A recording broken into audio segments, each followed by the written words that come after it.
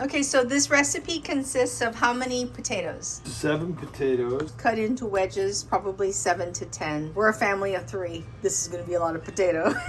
I'll eat them tomorrow. They're good. That's true. We will eat these tomorrow. What do we got going on here? We got garlic? Yep. Okay. Here's my beautiful chopper. I use this. I don't even use this.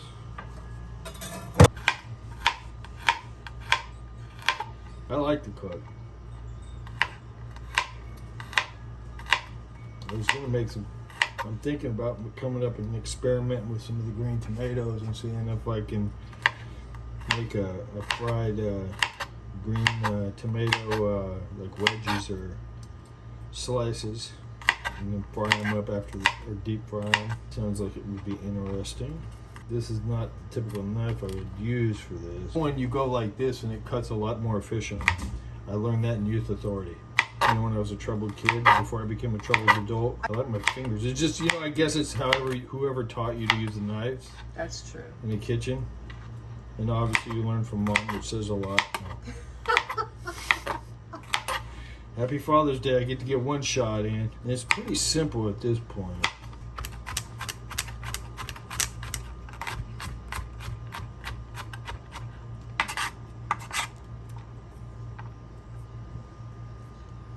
Other than that, watch, I'll show you the other night. See, it's built for this. When you go,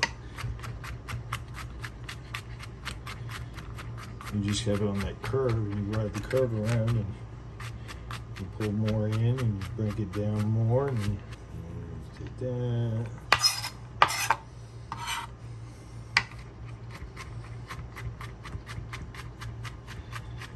Because I like to what I'm going to do is when I put this in with the olive oil and then coat the potatoes in it before I put it on the sheet, I want it to be able to be as fine as possible so it sticks to the potatoes, which have been allowed to air dry a little bit in the colander.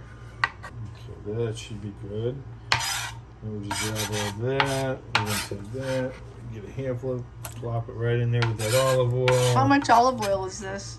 Maybe a 1/4 cup. It's just enough to where it's going to help lubricate the potatoes and get them where they need to be as far as when I put them in there. And then I'd like to add, let me get right off here. We are a big rosemary family. It's so fresh out of the garden, it only makes you catch your breath. It smells delicious though.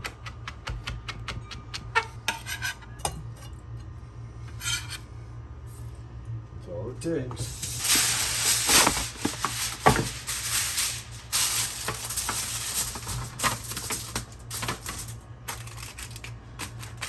Now we're gonna give me a spoon. Oh no. Just mix this up a little bit so it all just kind of in there. Usually I would let this sit for a while so all the juices would get soaked up in the olive oil. Did you set the oven?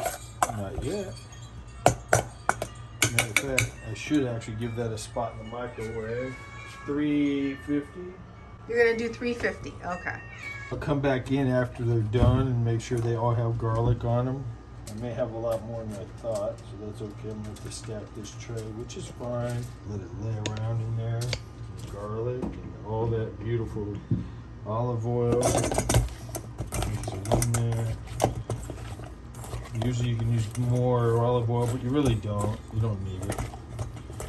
So this is a garlic smothered potato wedges. Yep. With rosemary. And they are garlicky. I might have to add a little bit more. Olive oil? Just so that we get to eyeball it. Well, we are an olive oil household. That is true. Good for you. Heart healthy. God knows when you get to be my age, you need all the help you can get. My wife wants me to outlive her. I don't know.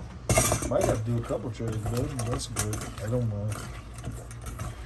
Because these things, if you really want to know, if you make too many of these, comes into play when you have the hungers. You just go, you have these and they cook beautifully. They're just like the potatoes. That's what they are. Imagine that. And doesn't that look good? You'll be good. Woo. Baby G. So it's potato, olive oil, fresh chopped garlic, and fresh minced rosemary. Gonna bake that for about 45 minutes at 350. Set this one over there while I set another one up. Because we got Papa. Then I'm gonna cook some bacon. And then after this is done, we plate it, and you could put on all the traditional Your green baked onion, potato, which is the bacon. onion, bacon, some butter if you want, Yeah, I got butter handy over there. sour cream. Already, and he ain't even hit the pot yet. If you let the potatoes dry out a little bit, they'll actually hold on to the seasonings that you're putting on there. That one's gonna be ugly. The oven is actually ready to go. Yep, I'm probably gonna end up moving a couple of these over to the other one here real quick. Now I can go in here and just kind of drizzle on. To do some touch-ups because Lance can't get enough of the drizzle. Love me some garlic, man. You just don't, you know what I mean? You can never have enough, man. There's vampires in the world. Every day I drive through Venice, California, I think I'm gonna get attacked by vampires. Don't tell them I said that though. There we go. Done deal. All right. Let me wash my We're set hands. for the oven. I gotta do the bacon too, but I got time for that. Farmer John bacon, classic cut, and it's pretty thin. We're surprised how thin it is. Classic cut for a very thin man. It's really thin. I've never seen it this thin before. Yeah, I gotta go back and forth so this thin stuff don't burn, man. I'm gonna chop up the bacon right now.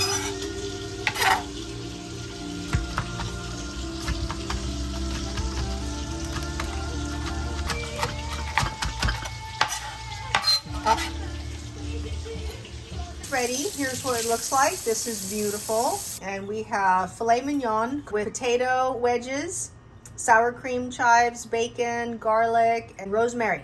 So that's it. Bon appetit, Bon everybody. appetit.